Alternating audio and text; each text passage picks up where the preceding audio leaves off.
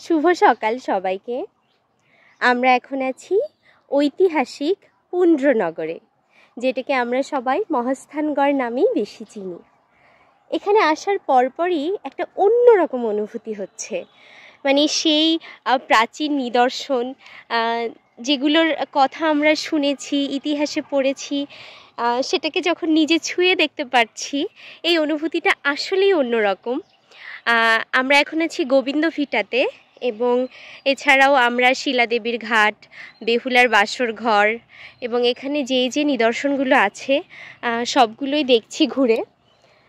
অসম্ভব মানে সুন্দর একটি জায়গা, এবং বগুড়ার এই মহাস্থানগড় আমাদের ইতিহাসেরও একটি প্রাচীন নিদর্শন, যেখানে কিনা খ্রিস্টপূর্ব 2য় শতক থেকে শুরু করে বিভিন্ন যুগের অনেক প্রাচীন প্রত্নতত্ত্ব আবিষ্কৃত হয়েছে। এবং সত্যি আমরা যখন কিনা ইতিহাসের কোনো নিদর্শন যেটা পড়েছি বা জেনেছি সেটা নিজেরা এরকম ছুঁয়ে দেখার সুযোগ ঘটে, সেই অনুভূতিটা আসলেই অনবদ্য।